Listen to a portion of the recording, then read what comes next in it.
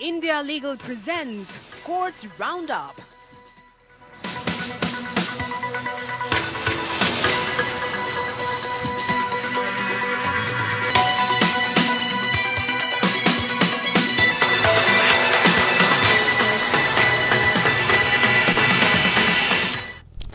नमस्कार, आप देख रहे कोर्ट्स राउंडअप। मैं हूं आपके साथ नेहा दुबे। इस बुलेटिन में अगले आधे घंटे हम आपको कोर्ट से जुड़ी तमाम छोटी बड़ी खबरों से करवाएंगे रूबरू। कोर्ट की कार्रवाई और सुप्रीम कोर्ट से लेकर हाई कोर्ट्स और लो कोर्ट्स तक के फैसलों को रखेंगे आपके सामने।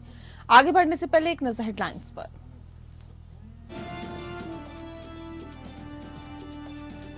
सौम्या स्वामीनाथन हत्याकांड में साकेत कोर्ट ने सजा के आदेश को किया स्थगित। सजा के खिलाफ दलीलों पर 7 नवंबर को होगी सुनवाई। दलीलों, हलफनामों और रिपोर्ट्स पर बहस होगी।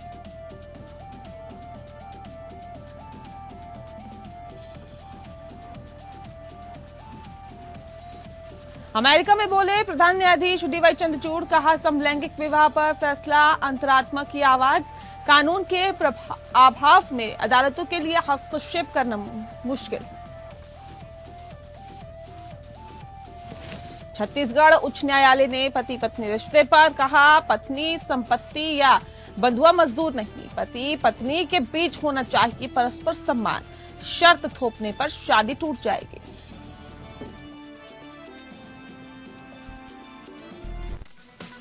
India Legal presents Courts Roundup.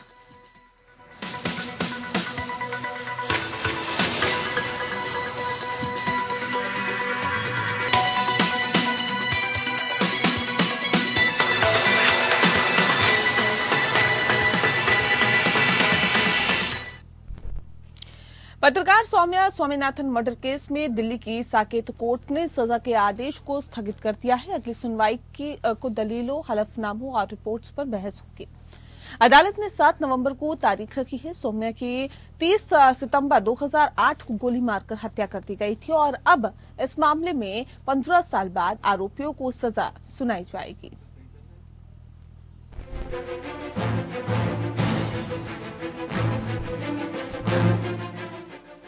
पत्रकार सौम्या विश्वनाथन की हत्या में सजा पर सुनवाई के मामले में दोषियों के वकील ने मामले के ट्रायल में 15 साल की देरी के लिए जिम्मेदार अधिकारियों के संबंध में रिपोर्ट की मांग की है। दोषियों की सजा पर दिल्ली की साकेत कोर्ट ने फैसला 7 नवंबर तक के लिए टाल दिया है। दोषियों की सजा के खिलाफ दलीलों, हलफनामों और रिपोर्ट्स पर बहस होगी। एडिशनल सेशन जज जस्टिस रविंद्र कुमार पांडे ने कहा कि 5 दोषियों के हलफनामे के साथ कुछ डॉक्यूमेंट्स दाखिल नहीं किए थे, इस कारण दोषियों की सजा पर बहस नहीं हो सकी। वहीं अदालत ने इसे तैयार करने का निर्देश देते हुए मामले को 7 नवंबर के लिए लिस्टेड किया है। दिल्ली पुलिस के वकील ने भी जेल अथॉरिटी से दोषियों के जेल में बर्ताव के बारे में रिपोर्ट कोर्ट में जमा करने की मांग की। मामले में दोषी अजय कुमार ने अदालत से कहा कि रात में मैं शराब पीकर सो रहा था, पुलिस वालों ने मुझे घर से उठाया था, मुझे कुछ पता नहीं था। उसने कहा जब हमें कुछ नहीं पता तो सजा क्यों हो रही है। उसने कहा मेरे पास पैसा नहीं है, मेरा सरकारी वकील है, मुझसे जेल में मिलने कोई नहीं आता, मैंने 15 साल की नाजायज सजा काटी है। वहीं दूसरे दोषी अमित शुक्ला ने कहा कि हमारे खिलाफ कुछ भी सबूत नहीं है, एफएसएल जैसी कोई रिपोर्ट नहीं मांगी। हमारे वकील ने जो दलील कोर्ट को दी, कोर्ट ने उसे नहीं सुना। इन दलील को सुनने के बाद जज ने दोषियों से कहा आपके पास आगे अपील करने का अधिकार है, आप उसका प्रयोग कर सकते हैं। दिल्ली पुलिस ने मामले में दोषियों को संपत्ति और जेल में उनके बर्ताव को लेकर हलफनामा दाखिल किया। दिल्ली पुलिस के हलफनामे की कॉपी दोषियों के वकील को दी गई। मामले में दोषी रवि कुमार, अमित शुक्ला, बलजीत सिंह मलिक, अजय कुमार, अजय सेठी की तरफ से हलफनामा नहीं दाखिल किया गया था, इसीलिए दोषियों के वकीलों की तरफ से हलफनामा दाखिल करने के लिए और समय दिए जाने की मांग की गई। कोर्ट ने दोषियों के वकील को हलफनामा दाखिल करने के लिए और समय दिया। हालांकि दिल्ली लीगल सर्विस अथॉरिटी की तरफ से भी इस मामले में रिपोर्ट अभी कोर्ट में दाखिल नहीं गई है। दिल्ली की साकेत कोर्ट ने तिहाड़ जेल सुपरिटेंडेंट और लीगल सेल के दोषियों की ओर से हलफनामा दाखिल करना सुनिश्चित करने का निर्देश देते हुए दोषियों की सजा पर बहस की अगली तारीख 7 नवंबर को तय कर दी है। 30 सितंबर 2008 में टीवी पत्रकार सौम्या की दिल्ली के नेल्सन मंडेला मार्ग पर गोली मारकर हत्या कर दी गई थी, जब वे काम के बाद घर लौट रही थी। पुलिस ने दावा किया था कि हत्या के पीछे का मकसद लूटपाट था। इस मामले में 5 आरोपियों को पुलिस ने पकड़ा था। इन आरोपियों की बीते 18 अक्टूबर को एडिशनल सेशन जज रविंद्र कुमार पांडे ने दोषी करार दिया था। Bureau report, APN।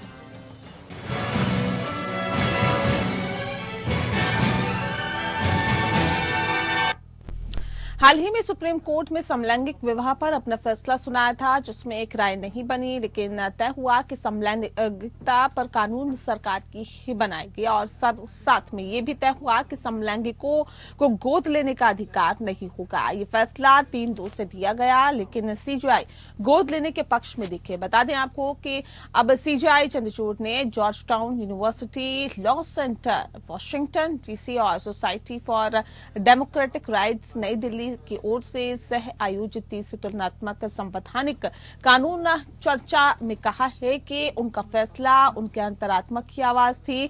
उन्होंने ये भी कहा कि कानून के अभाव में अदालतों के लिए हस्तक्षेप करना मुश्किल है।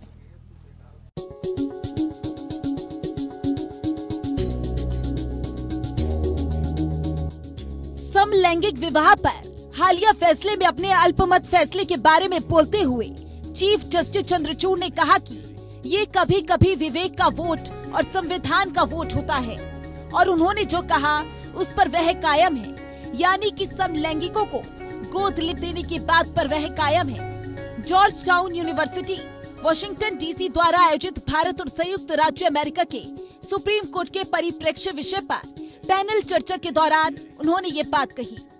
A unanimous verdict of all the 5 judges in the bench, we came to the conclusion that while we have progressed a great deal in terms of decriminalizing homosexuality and recognizing people belonging to the queer community as equal participants in our society, legislating on the right to marry is something which falls within the domain of Parliament. And we couldn't, by judicial fiat, lay down a very complex, enter into a very complex area, which is not just confined to marriage, but which goes into other areas like marriage, adoption, succession, inheritance, tax. Therefore, we said that, well, it's time for Parliament to act.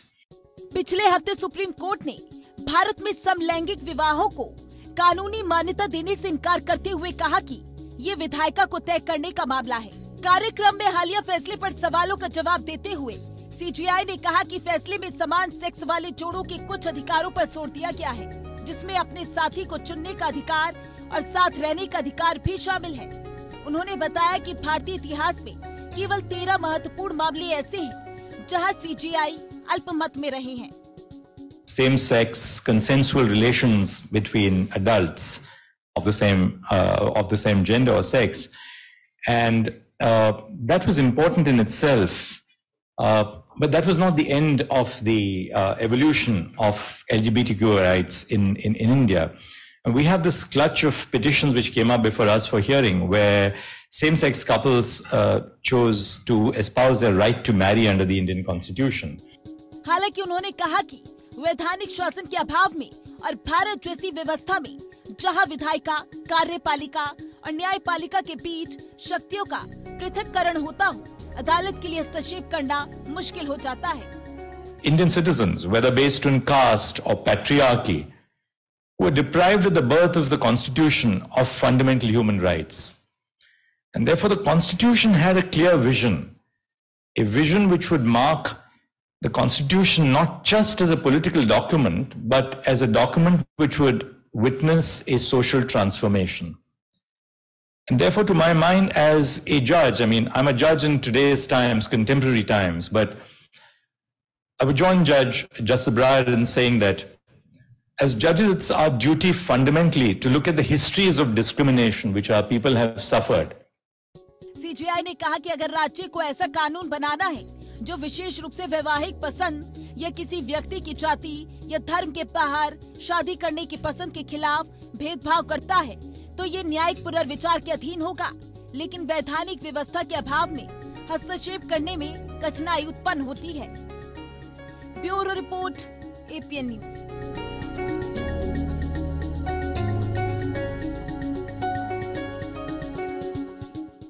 वहीं supreme court ने भरण पोषण पर फैसला लिया है। अनुच्छेद 142 के तहत अपनी अंतर्निहित शक्तियों का इस्तेमाल करके व्यक्ति की पत्नी को 1.25 करोड़ रुपए के भरण पोषण के बकाया का भुगतान करने के लिए उसकी पैतृक संपत्ति की बिक्री का निर्देश दिया है।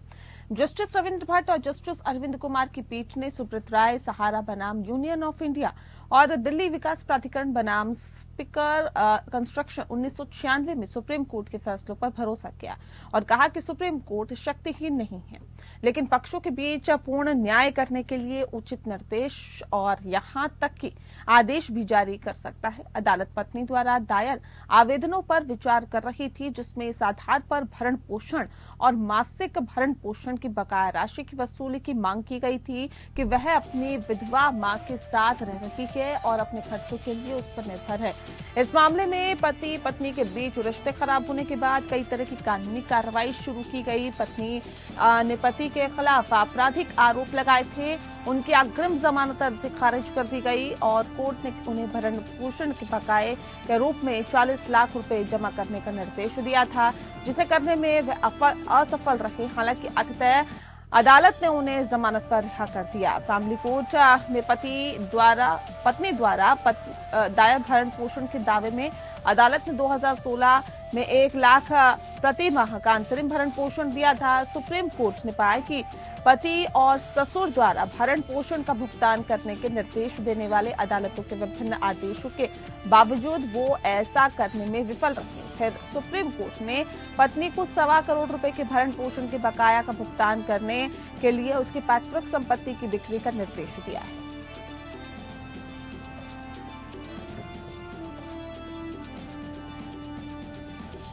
किराएदारी कानून के संदर्भ में सुप्रीम कोर्ट ने कहा कि लिमिटेशन एक्ट की धारा 5 का उपयोग निर्धारित समय सीमा को बढ़ाने के लिए नहीं किया जा सकता, जब इसके तहत विशेष रूप से कम समय अवधि प्रदान की गई है। मौजूदा मामले में न्यायालय पश्चिम बंगाल परिसर किराएदारी अधिनियम 1997 की धारा 7 का उल्लेख कर रहा था, जिसके तहत एक किराएदार बेदखली के खिलाफ सुरक्षा के लिए एक आवेदन दायर कर सकता है। इस संदर्भ में आइए समझते हैं कि किराएदारी संबंधी केसों में लिमिटेशन एक्ट की क्या अहमियत है।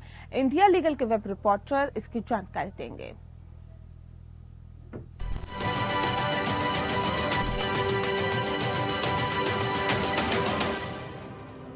देबाशिष पॉल वर्सेस अमल बरार में सुप्रीम कोर्ट ने माना कि लिमिटेशन एक्ट की धारा 5 का उपयोग निर्धारित समय सीमा को बढ़ाने के लिए नहीं किया जा सकता है, जो किसी स्पेसिफिक पर्पस के रेलेवेंसी टेनेंट एक्ट के तहत छोटे समय के लिए इस्तेमाल की जाती है।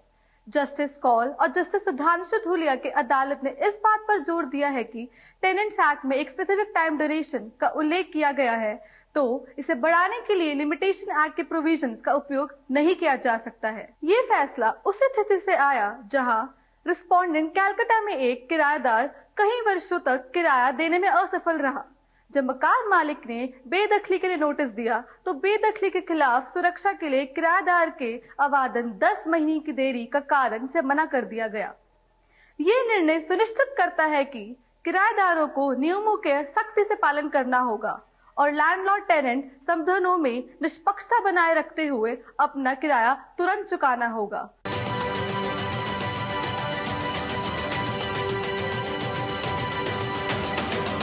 दिल्ली उच्च न्यायालय में भर्ती प्रक्रिया में विकलांग लोगों की भागीदारी को प्रतिबंधित करने के लिए केंद्रीय विद्यालय संगठन या केवीसी की खिंचाई की और उन्हें विकलांग व्यक्तियों के अधिकार अधिनियम 2016 के तहत अनिवार्य 4% आरक्षण को सख्ती से लागू करने का आदेश दिया है। मुख्य न्यायाधीश सतीश चंद्र शर्मा और न्यायमूर्ति संजीव नरूला की खंडपीठ ने कहा कि principal, vice principal, post graduate teachers, trade graduate teachers, librarian आदि पदों की भर्ती के लिए केवीएस का अगस्त 2018 का विज्ञापन भेदभावपूर्ण और RPWD अधिनियम का उल्लंघन था।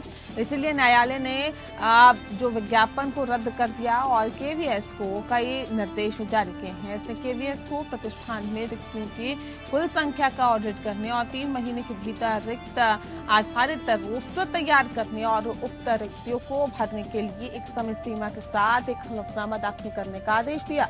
कोर्ट ने कहा कि यदि कोई रिक्त जो 2016 अधिनियम के अनुसार आरक्षित होनी चाहिए थी, प्रतिवादी द्वारा उसे आरक्षित करने में विफलता के कारण आरक्षित श्रेणी में नहीं आने वाले किसी व्यक्ति द्वारा पहले ही भरी जा चुकी है, प्रतिवादी उन रिक्तियों को उपलब्ध रिक्तियों के अनारक्षित पूल से समायोजित करेगा। ऐसे रिक्तियों को अपूर्ण माना जाएगा और तदनुसार विज्ञापन में अधिसूचित रिक्तियों से आगे बढ़ाया गया माना जाएगा। और न्यायालय ने यह भी कहा कि KVS प्रत्येक समूह में कैडर ताकत की रिक्तियों की कुल संख्या के मुकाबले विकलांग व्यक्तियों के लिए आरक्षित रिक्तियों की संख्या की गणना करेगा, जिसको पहचाने गए और अज्ञात पदों पर शामिल होंगे लोग। साथ ही साथ न्यायालय ने यह भी निर्देश national federation of the blind द्वारा दायर कर एक जनहित याचिका पर सुनवाई करते हुए पारित किए, जिस पर तर्क दिया गया था कि KVS ने PWD उम्मीदवारों, विशेष रूप से नेत्रहीन व्यक्तियों के लिए वैधानिक आरक्षण लागू किया है, नहीं किया है।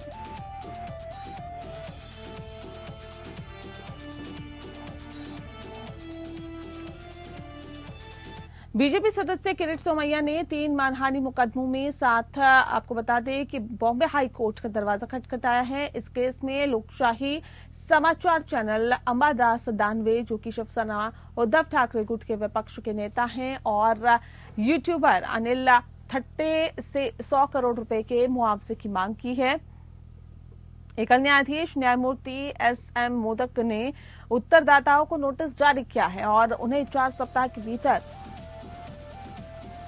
अपनी प्रतिक्रिया दाखिल करने को कहा है। बता दें आपको कि इसके बाद अदालत ने विज्ञापन अंतरिम राहत पर मुकदमे को 4 सप्ताह के बाद सुनवाई के लिए पोस्ट कर दिया।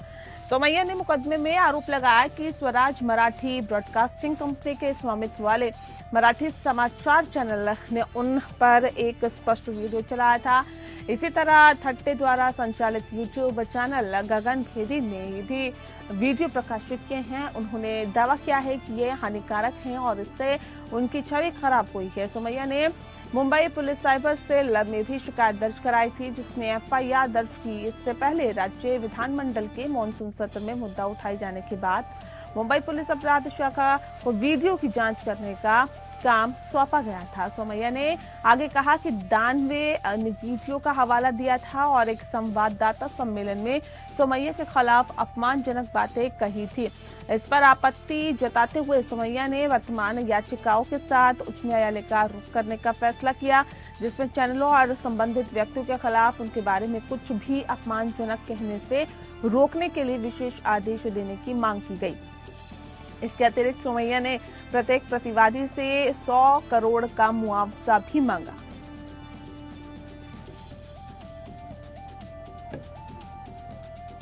छत्तीसगढ़ उच्च न्यायालय ने पत्नी से दुर्व्यवहार पर कड़ी टिप्पणी की है। कोर्ट ने कहा है कि वैवाहिक घर में पत्नी के साथ संपत्ति या बंधुआ मजदूर जैसा व्यवहार नहीं किया जाना चाहिए और उसे अपने पति द्वारा लगाई गई शर्तों के तहत नहीं रहना चाहिए। कोर्ट ने एक पति द्वारा पत्नी के खिलाफ लगाए गए परित्याग और क्रूरता के आरोपों को खारिज करते हुए टिप्पणी की है। न्यायमूर्ति गौतम भादुड़ी और न्यायमूर्ति दीपक कुमार तिवारी ने पाया कि यह पति ही था जो इस बात पर जोर दे रहा था कि उसकी पत्नी को पति के गांव में ही रहना चाहिए, जबकि कहीं और साथ रहने के उसके वास्तविक अनुरोधों की अनदेखी की जा रही है। कोर्ट ने कहा कि पत्नी की अपने पति से उसे अपने साथ रखने की बहुत ही स्वाभाविक और उचित मांग है। यह अच्छी तरह से स्थापित है कि वैवाहिक घर में पत्नी को पति द्वारा लगाई गई शर्तों के तहत रहने के लिए किराए की संपत्ति या बंधुआ मजदूरों के रूप में नहीं माना जाना चाहिए।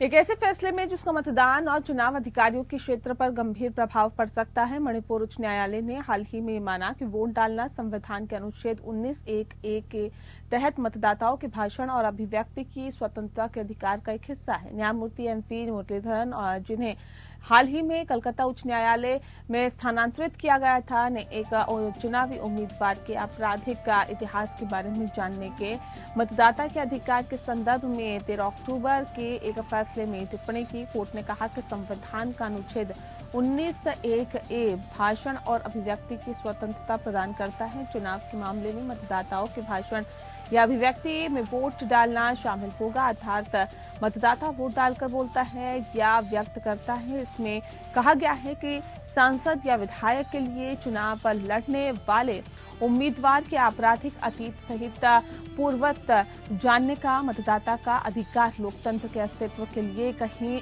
अधिक मौलिक या बुनियादी है। बता दें आपको, फैसले के समय कार्यवाहक मुख्य न्यायाधीश रहे न्यायमूर्ति मुरलीधरन ने कहा कि मतदाता कानून तोड़ने वालों को कानून निर्माता के रूप में चुनने से पहले सोच सकते हैं। साथ ही न्यायालय ने 2022 विधानसभा चुनाव के दौरान एंटो विधानसभा निर्वाचन क्षेत्र से उनके चुनाव को खारिज करने की भारतीय जनता पार्टी के विधानसभा सदस्य की याचिका को खारिज करते हुए ये टिप्पणियां की है। वोट देने के अधिकार का कानूनी चरित्र संविधान की स्थापना के समय से ही बहस का विषय रहा है।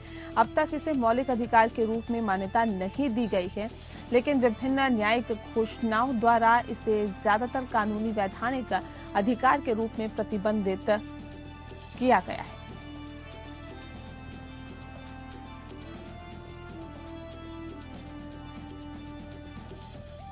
और चलिए इसी के साथ फिलहाल इस बुलेटिन में इतना ही। नमस्कार। India Legal presents Courts Roundup.